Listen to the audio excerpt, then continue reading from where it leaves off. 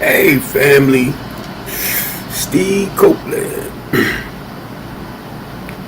BMore's Real Team Talk Show.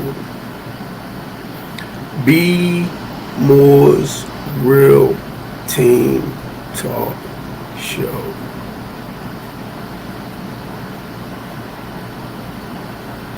BMore's Real Team Talk Show.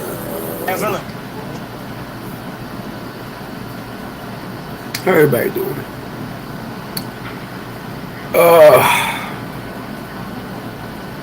I'm just getting up. 5 o'clock.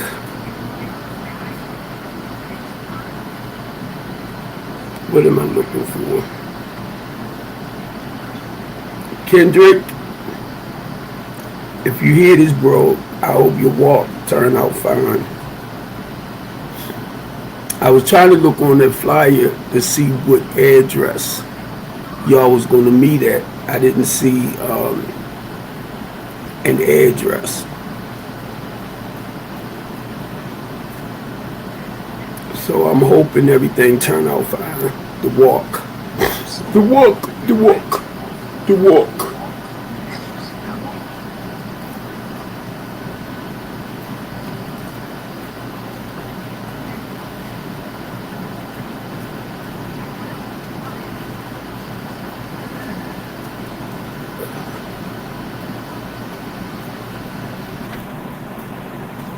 Now,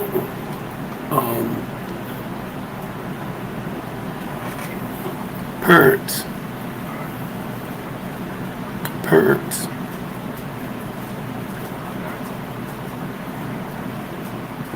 the topic is teaching our youth and young adults about their bodies.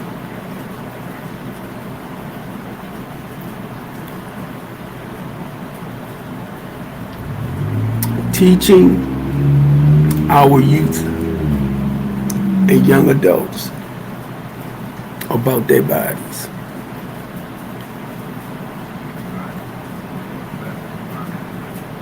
You know, I listen to a lot of women on TikTok, I'm gonna say that.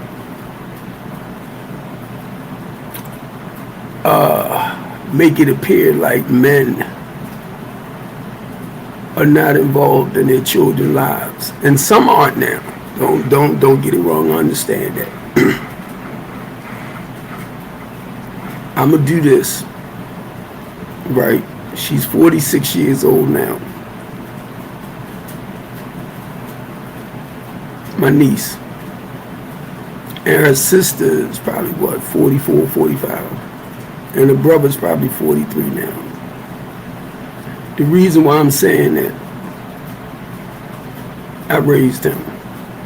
They my sister kids now, but close-knit family. And I remember when she had him, I would get up in the middle of the night, feed them, walk the floor with them, change their pampers, all that. The reason why I'm saying that, family, is because some of us as adults are very, very, very, very responsible. Okay? And what I didn't know and understand, my mother was there. My sister was there. But we basically raised her children. I'm talking about washing them, cleaning them. As they begin to get a little bit older, the monthly cycle came. Same with my daughters. So you cleaning them, you teaching them, you washing them, you bathing them, you teaching them little things until they get to the point of being able to do it for themselves. Not only that, parents, doctor's appointments, because they had to have certain shots as they was growing up as well.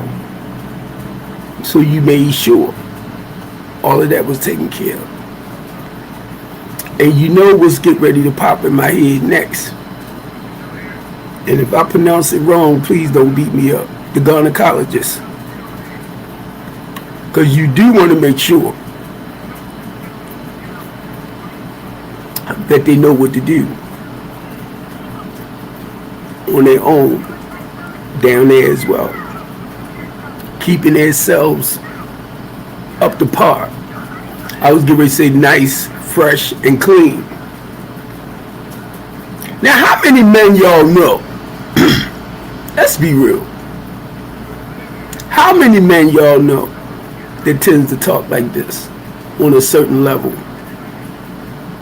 Now, same with Lil Steve. I had to wash him, take care of him, till he got to that point. He was old enough to, take care of himself, clean himself and everything. Same things, doctor's appointments, making sure they get the proper shots that they need, age appropriate doing. I mean, I'm quite sure they still doing it because you got to take your kids for physicals.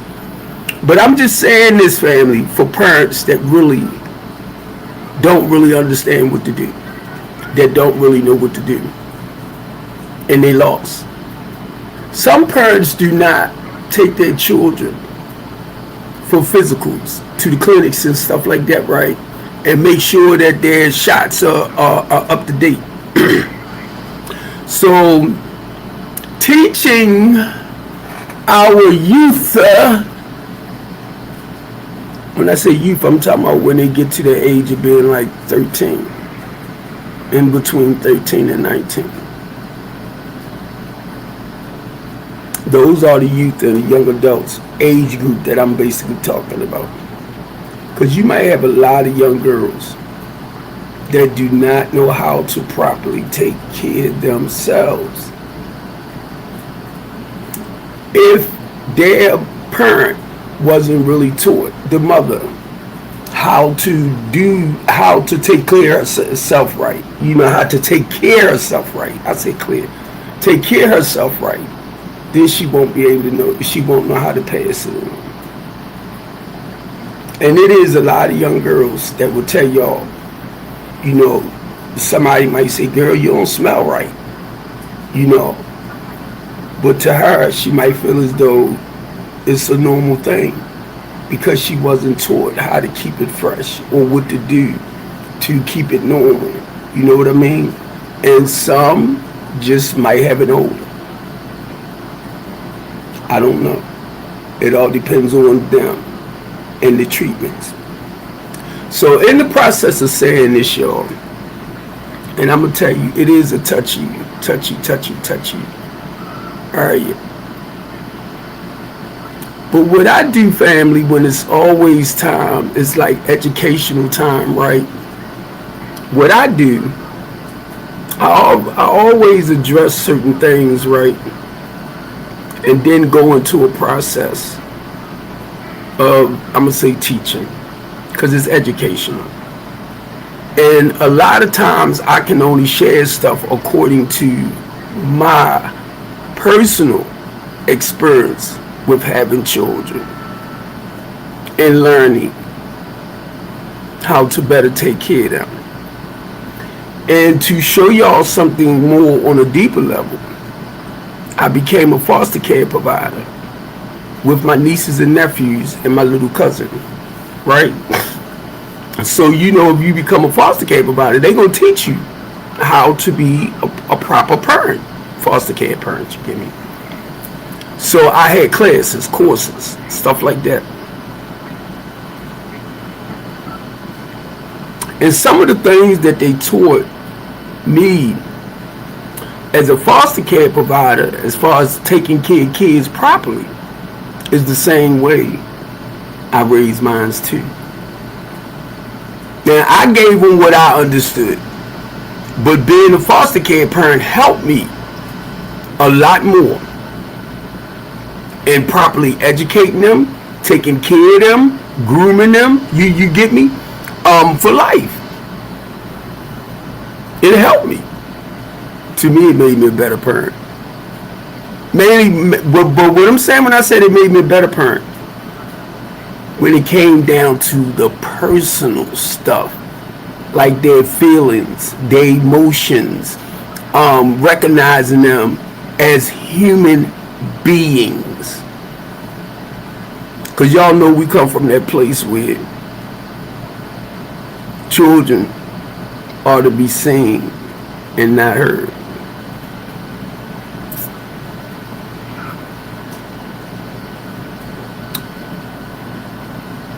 That's why I started this talk show, giving our youth a voice, the parents. Any challenges or any things our children going through, it's us, the protector, the overseer, the parent, have to make sure they get a balance in their life. Some things we might can't fix, family. I already know that. That's why when it comes to minds, right, they all grown now. I'm going to be there for them as much as I can. But what I started realizing, whatever I can't do, I'll suggest them to go talk with a counselor. Get it? I'll suggest to them to go talk to a therapist. Because, you know, we want the best for them. And sometimes because we're so close to them, that we gotta direct them to the professionals to get the proper help. Now I'm gonna tell some of y'all therapists this, some of y'all counselors this, and I'm sharing this from a perspective, from a guy that sponsors men and women. Okay, watch this, family. I'm used to taking men and women inside of themselves to deal with those past childhood traumas that's eating them up in the here and the now. So whenever y'all hear me talk, family, as a recovering addict, as a person with the working knowledge of the 12 steps and stuff, right? The journey is spiritual. It's spiritual. Either way I put it, it's spiritual, right? But I know they are more clinical. So they are going to deal with you in a total different way to balance the brain out. I already know that. When I'm dealing with people, whether it's men, women with children as well, the goal is to get them to be comfortable. You got to make them comfortable.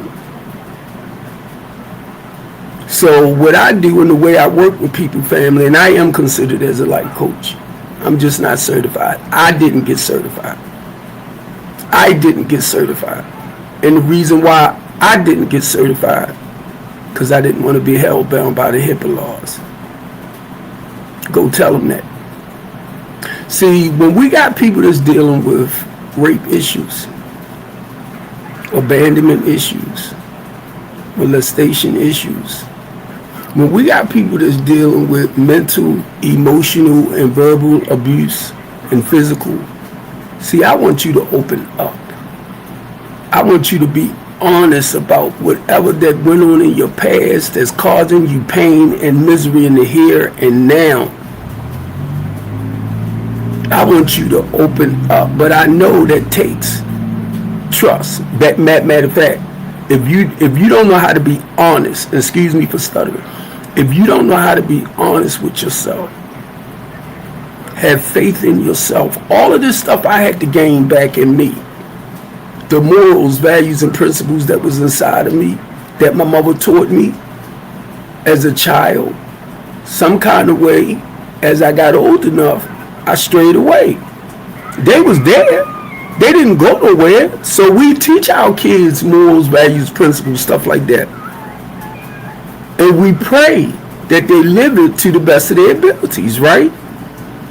But now, once they're away from us, that's where the trials and the challenges come. I was going to say trials and tribulations, right? That's when the challenges come. That's when they come. Now they got to practice what we taught them. Peer pressure. Look, it's right here. It talks about and I'm talking about with our children.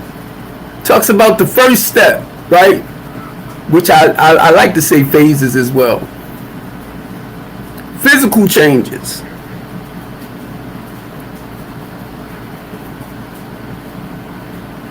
I should have read them first. But it talks about the physical changes from being an adolescent, being young, to starting to, develop. The monthly. I went through all that when they started. Not to confuse nobody, right? But I happened to glance up and I was looking at the process as well. Talking about as a parent. And I'm going to be honest with y'all, right? Check this out. Raise your hand. How many of y'all felt uncomfortable teaching your kids about their bodies? Talking to them about their bodies?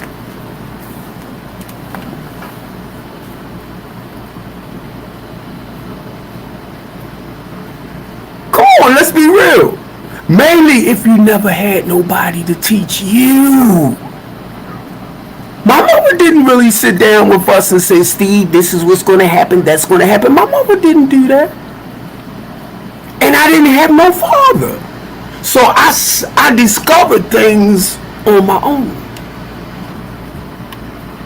Other than, thank you God, we had biology in school.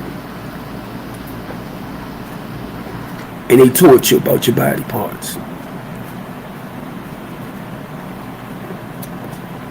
And I'm sorry if I flipped backwards. It just popped in my head while I was talking. Right. That's the first thing it talks about, the physical part. See, between the ages 8, 9, 10, stuff like that, your body normal. But then it gets to the point you get some hair under your arms. Then it gets to the point you get in the bush in that private part. And you don't really know what's happening. It's just the changes of the body. You starting to sweat a little bit more before you get hair there. Under there, you start perspiring. Come on, parents. Bear with me. Because my mind took me back there. Wait a minute, let me pull this prompt up while we talking. I just want it closer to me. Now, let's be honest. Because that's a touchy subject.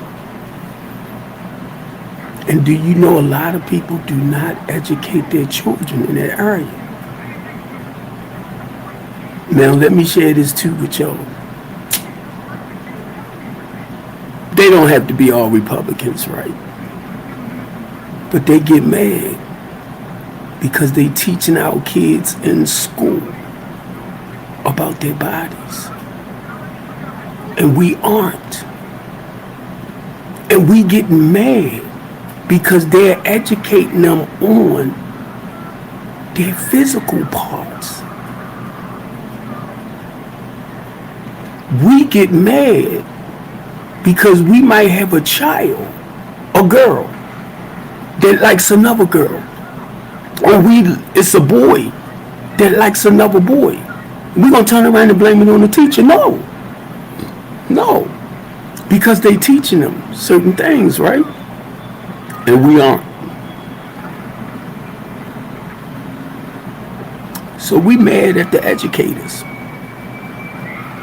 Basically what you think I'm saying out my mouth. Stuff that a lot of us are afraid. When your child come to you and say, I like girls. And they only 10 or 11. Get away from here. You shouldn't be saying that, you shouldn't be that. Now guess what you just did?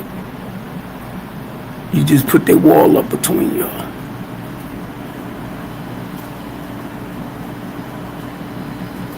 Then they're going to feel like they can't come to you and share personal stuff with your parents.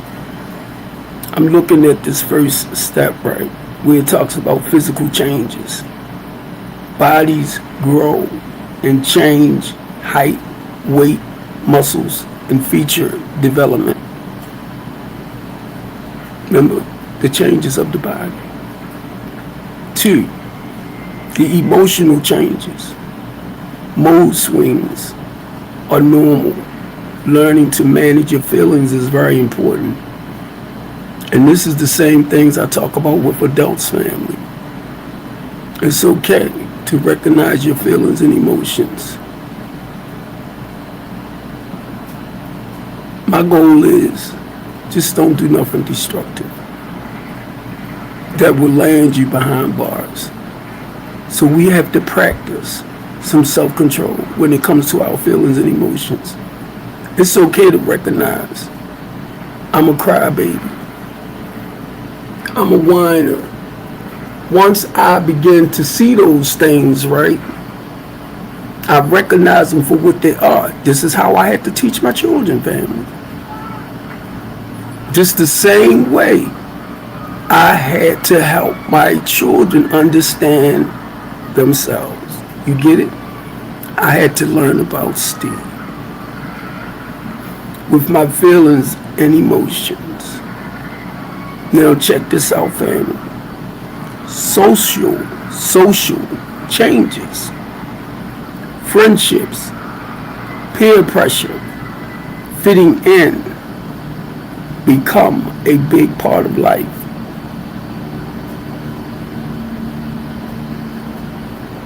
Now we're grown. We're adults. We went through this too. But we don't recognize when our children going through it.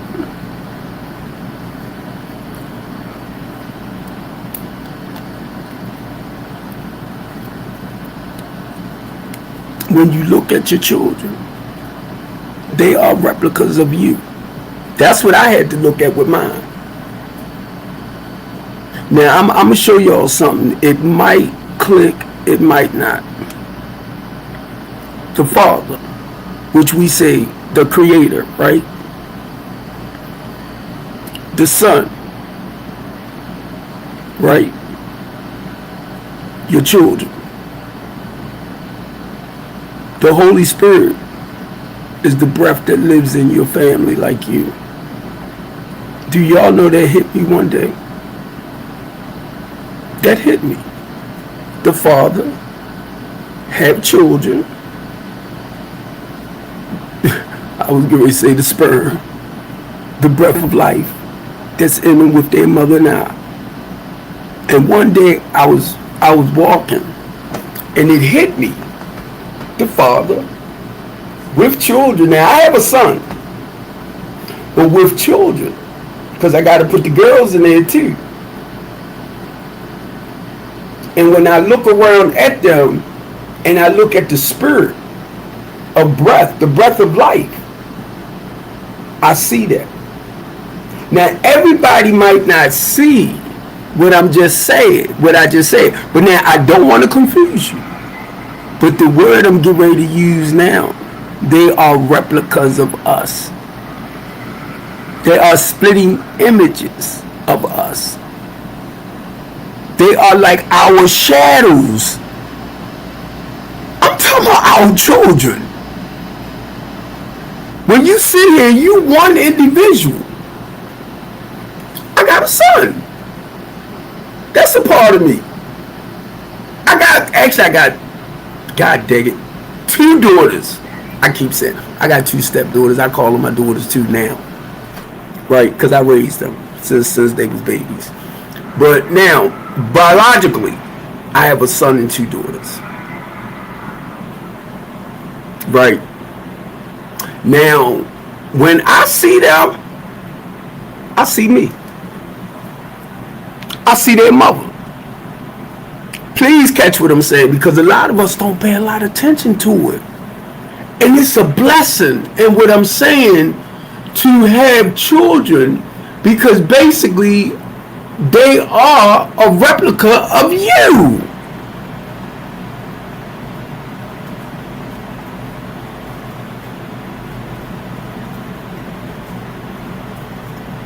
So I'm saying it because if I want to look at the Father, the Son, and the Holy Spirit, it kind of interprets itself in that way to me.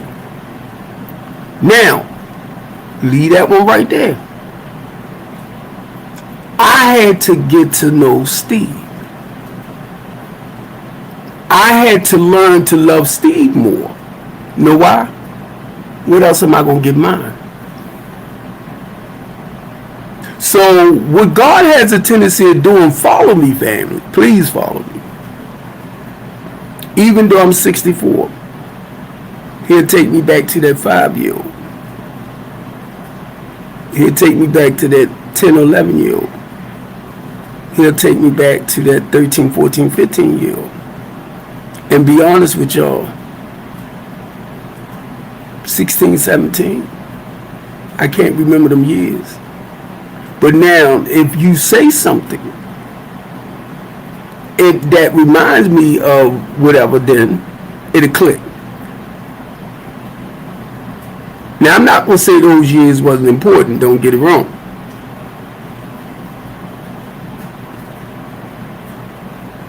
Now, guess what? This fourth process, the mental changes. Thinking becomes deeper, and making decisions and building self-esteem. Remember what I said? I had to get to know me. I had to learn all about Steve. See, learning about Steve helps me better understand my children. Looking back over my life as a child, as a teenager, as a young adult, looking back over my life helps me to understand my children, which are grown now. So those teenage years, they're in their 20s now. And the oldest one is 37. So I have to reflect back. You get it? I got to reflect back when I once was. And a lot of grown-ups don't do that. They are afraid.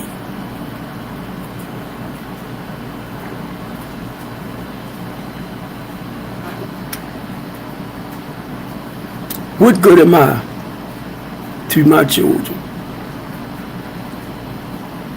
if I can't remember being a child myself and understanding I went through the same things that they're going through?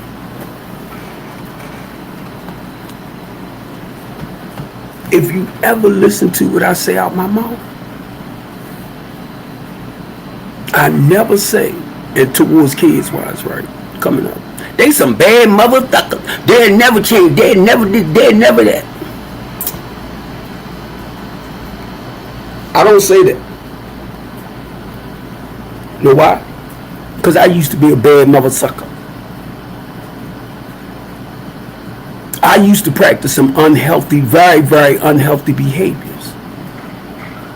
So a lot of our youth family helps me to see me from that age range. You get it? Whoa, when I was 13, I was acting like that. I was 14, I'm like, what?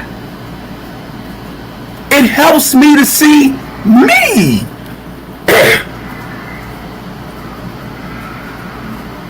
And the good part about it, if you lived it, you'll recognize it in yours. And now now that you have overcome it, you'll kind of know what to do to help yours overcome.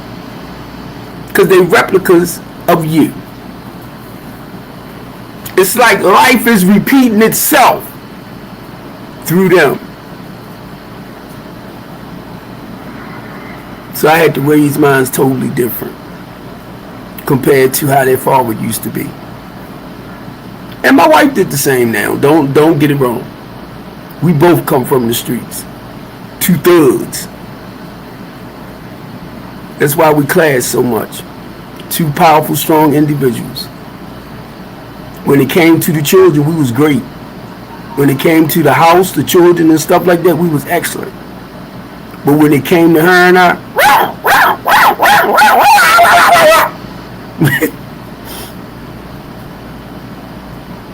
and if somebody don't know how to humble themselves, it will stay crazy. But guess what? We had to learn to get along together for the sake of the children, no matter what. This is the fifth step it talks about, right? Health and habits. Good sleep, healthy food, exercise, hygiene, keeping the body and mind strong.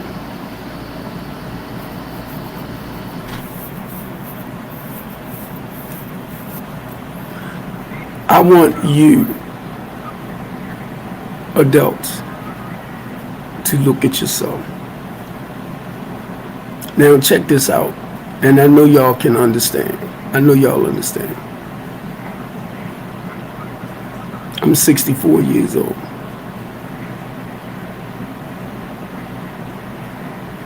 Because of everything I've been through in my life. I'm just talking about learning process growing up. That's all. Do you know how good that feels to be able to sit back because you already know the right things to do, to have peace and joy in your life? And the reason why I'm saying that, family, I worked hard for this. And it's not to say trouble don't come. Don't get it wrong. But when it comes and you recognize it for what it is, you be like, oh, whoa, whatever. Come on, and I know y'all can relate. I know my adults can relate. You get it? Out of everything I've been through in my life, with the drugs, with the alcohol, with the food, with the lying, with the manipulating, everything unhealthy, I'm going to say. Just say unhealthy, right? I still thank God because they was learning lessons. I'm here. So you know how people say, like, if you can go back, what would you change if you can go back and change some stuff? Nothing. You know why I say that? Everything in my life that happened supposed to happen. I didn't understand that at first.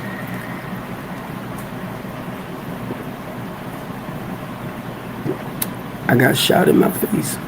I got to watch certain words for TikTok's sake, right? When I was 19.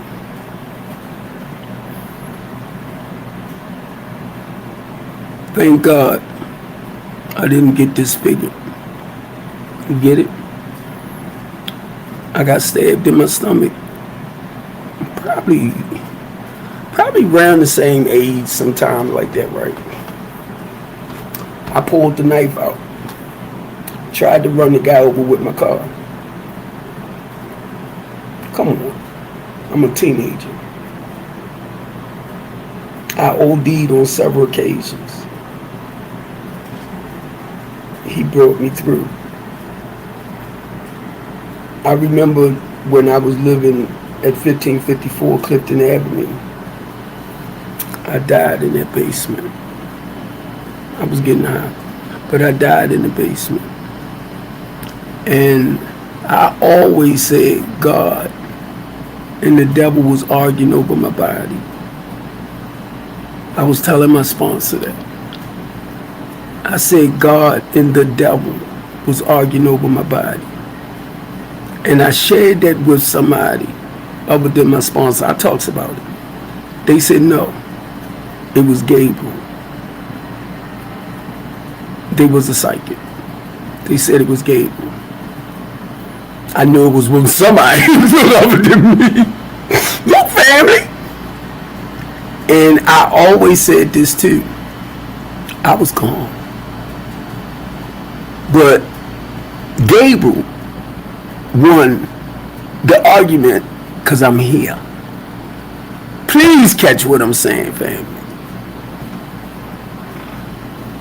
Please catch it. I had went, I could see it right now to this day in that basement by myself, out. I was gone. But you know what that taught me too, family? I had a calling on my life.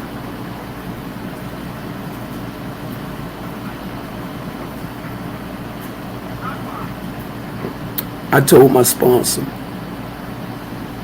I said, you know what? And my sponsor, he's a pastor. And I told my sponsor, I said, you know what? I knew since a child I had a calling on my life. So let me share this with a lot of people that might be real religious, or you was in that sector, you was in that religious sector, stuff like that. I went through that process too. Stop trying to convince people wherever they at is not true. Whatever didn't work for you, or if you had a calling on your life, but you disobeyed that calling, you didn't follow up on it, that's you. Do not blame it on nobody else, because I know the courage. I know the confidence that it takes. That pride, that ego, and all of that stuff that y'all say about me. Because I had to deny my flesh. I know deep inside I am a warrior for Christ.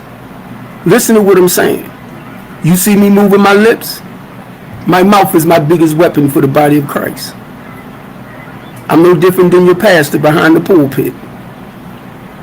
I'm no different than your elder or your minister. The difference is I'm in the streets. I was called back to the streets.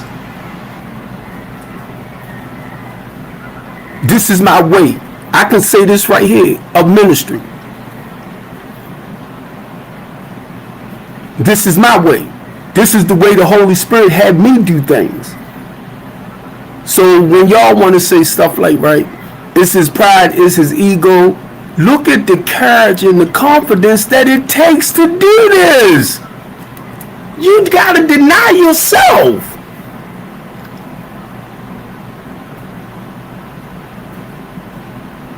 This is a form of humility. But guess what? I had to get to know me first to find out which direction he's pointing me in.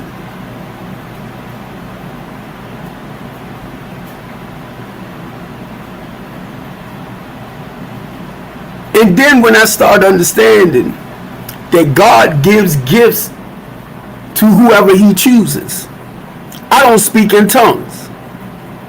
And for the longest time, I felt like something was wrong. Ain't nothing wrong, that's just not a gift for me. But I had the gift of human insight.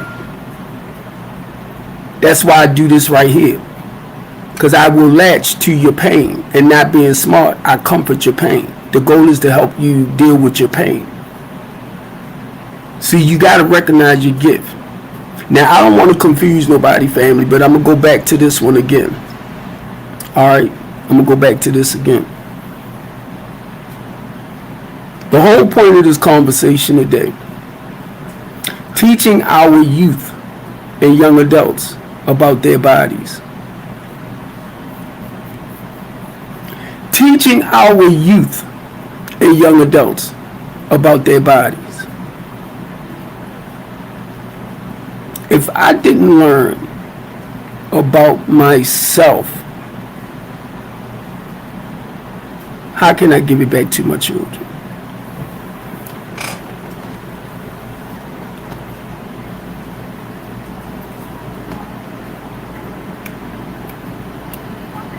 I had to get to know Steve Copeland. I had to learn to love me and appreciate me.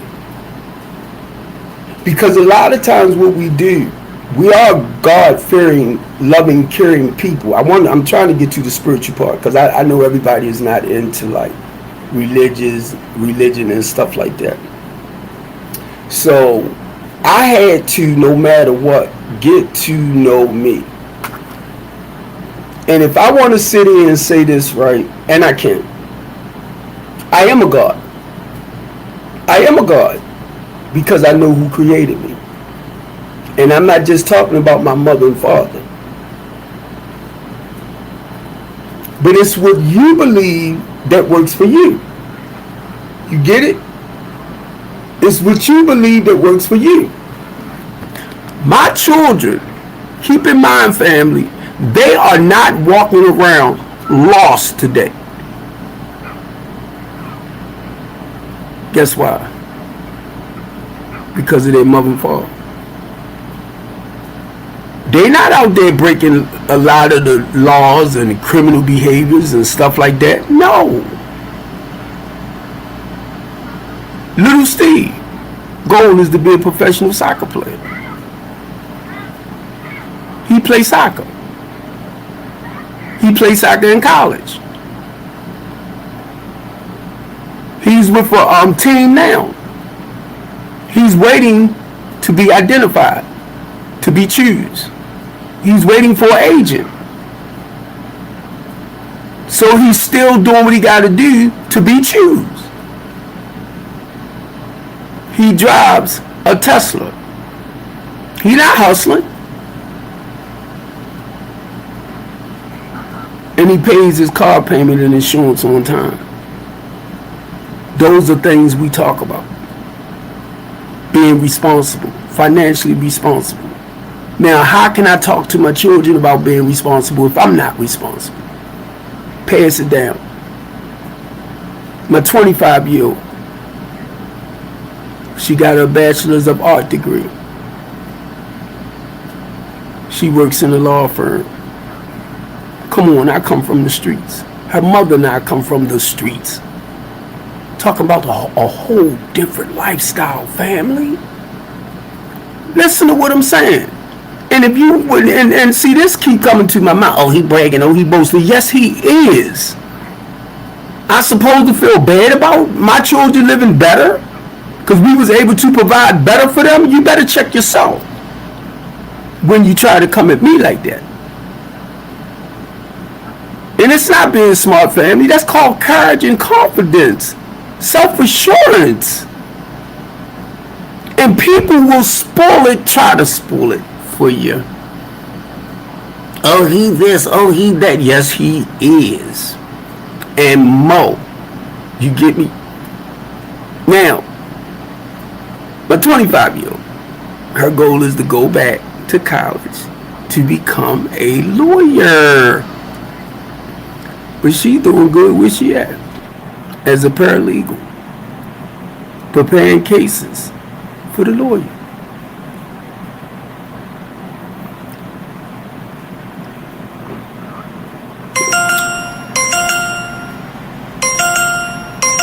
Come on. I came out, family, in the 10th grade. I didn't have nobody to encourage me, to push me, to motivate me not to quit school. 9th grade education.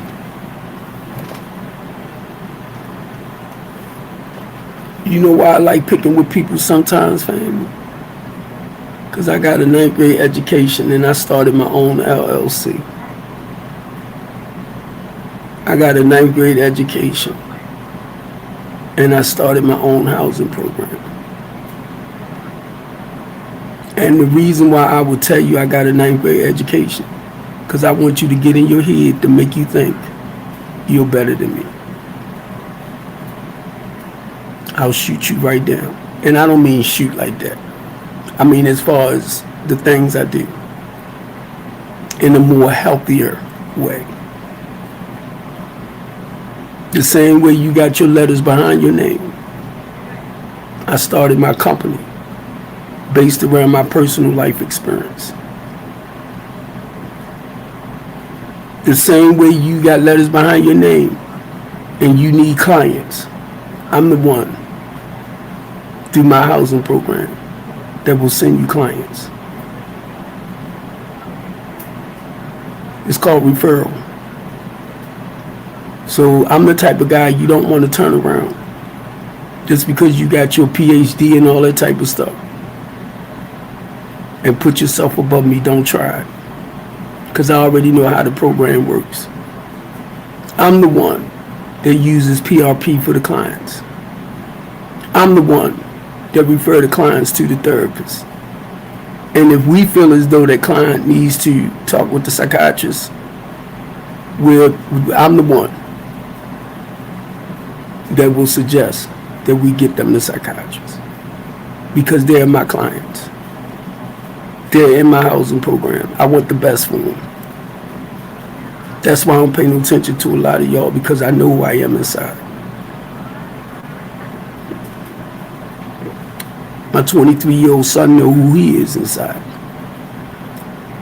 My 25-year-old daughter knows who she is inside.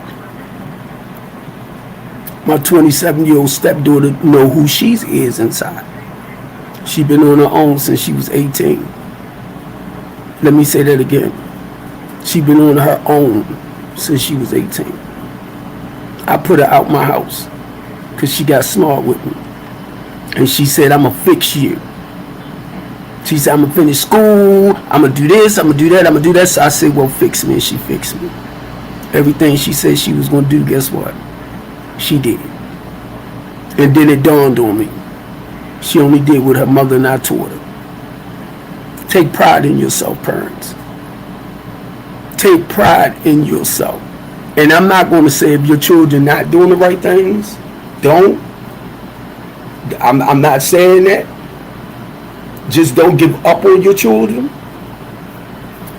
If your young adults are out there showing their tails, breaking the laws, guess what?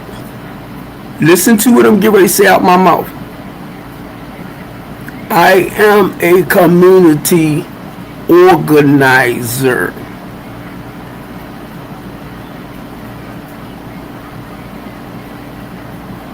Communities United of Baltimore, Maryland. Certain things we can't do by ourselves. You get me? So Communities United of Baltimore, Maryland fights for the democracy of black people in the inner city.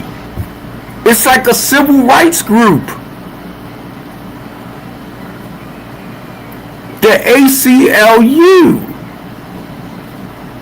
I'm not doing this by myself. I'm the one that normally talks about these things with organizations and people that we deal with.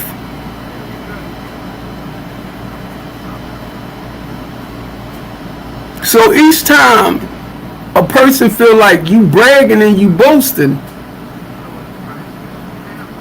because you're afraid to step up and deal with life.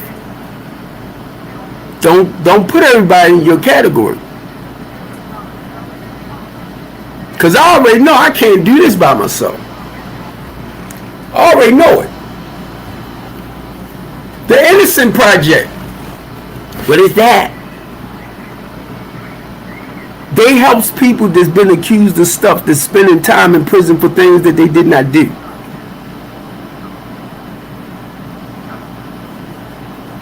You got people that's in prison, been in prison for 20, 30, 40 years and more for stuff that they did not do. The Innocent Project helps them.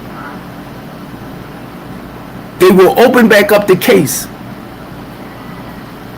and see where they was wrongfully charged with these things.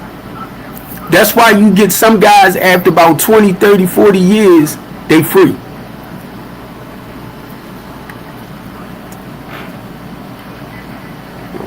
Now, family, I'm going to do this again.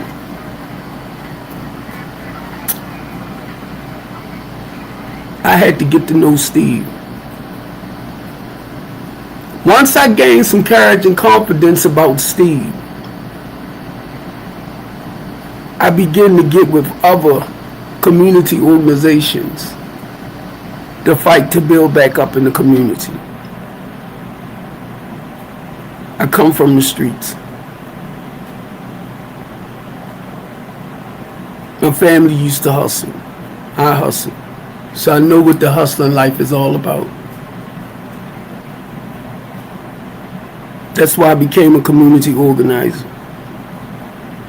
To go back in and help clean it up. That's what we do.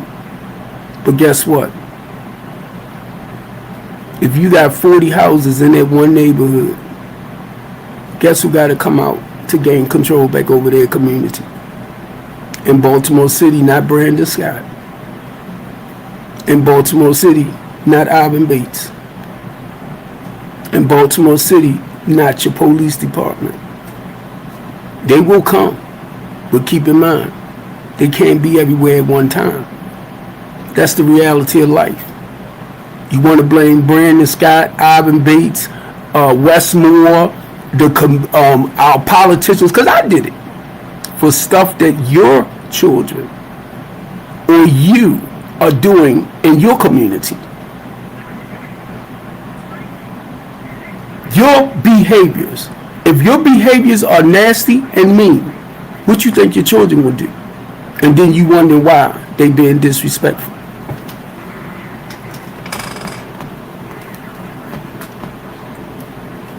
I watched the police the other day on Pennsylvania Avenue with his baton. It was a guy stuck in his car. I don't know if the guy actually passed away or what. I don't know what happened. But I'm listening to this woman calling this police all kinds of names. Number one, Miss Lady, he was trying to break the window. The window had tint on it. So when you have tinted windows, it's more harder for them to break. I looked right there and I seen a trash can. You should have picked up the trash can and smashed the window. It would have broken to get into the car to help the man. But all of y'all that was standing around, and this is what gets me, y'all, you can always replace a window. But y'all was adding more to the problem, miss. And you calling this police all types of names.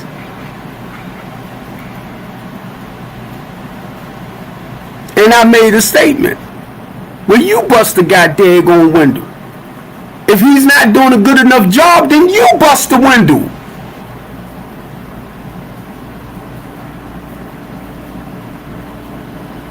But the thing about it, right, it hit me later on, miss.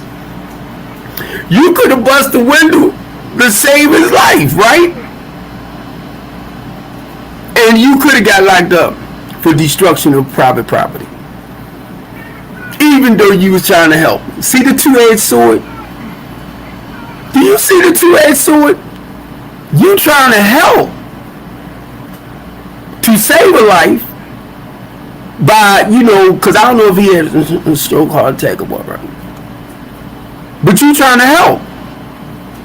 But it's a two-edged sword, because I'm telling you, if I was there and I seen that the police were trying to bust that window, I would have took that trash can I seen right there and went boom. Because of the weight.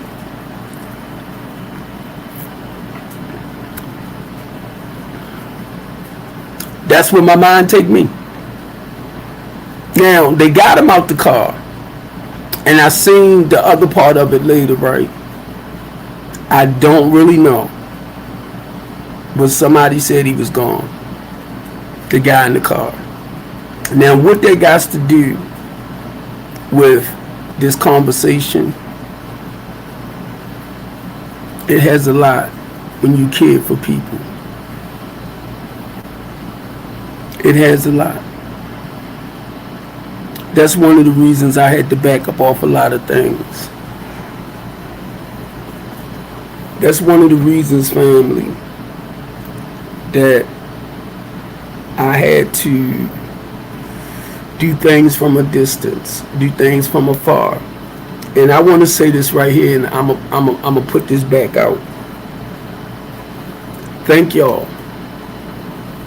for supporting my website. Thank y'all for going on Google. Strengthen the community. The LaTanya D. Copeland House of Hope. Keep in mind, it's a lot of other business out there that does what I do. They get money. I don't get grant money. I'm getting ready to start applying for it. But I don't get it. And they might be rated like number 1, number 2, stuff like that. But I guarantee you any amount of money, they don't do stuff as I do. Mainly to make sure the people is prospering. Because see, when you got them in your program, you make money off of them being stagnated. See, my thing is, my housing program is independent living. So that means you got to come through, you got to do the necessary work to move forward. So we can put you into a better living condition. Some people, when they're getting paid for you to be there, it's not to really help you move forward. You the one got to do the work. You might have to reach for outside sources because you got a roof over your head. So most people will use temporary programs just for what it says. They'll come in temporarily and they'll do the necessary work because they want that help to be able to move forward. This is what the LaTanya D. Copeland House of Hope is all about. I don't rob, I don't steal, I don't take from nobody. But because I do what I do, right, in helping people grow, all of that goes back to every single thing I said out my mouth. Barbara Jean taught me how to be responsible. She told me that men take care of their responsibilities. So I had to learn to be responsible. She was the one that took me how to cook, taught me how to cook, clean, sew, all of that. I had to pay bills and all of that at a very early young age. That's how my program is designed. If you don't know how to cook, it's people that's going to teach you how to cook. If you don't know how to wash clothes, we're going to show you how to wash clothes. I'll show you personally myself. You don't know how to make market, I will show you personally myself. But we have a staff for all that. So I'm only giving to the people back what either they lost or they never was taught. That's what the housing program is all about. That's what Steve Copeland is all about. I love y'all.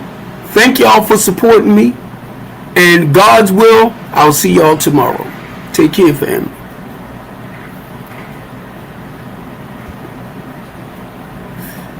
Dee-dee, dee-dee.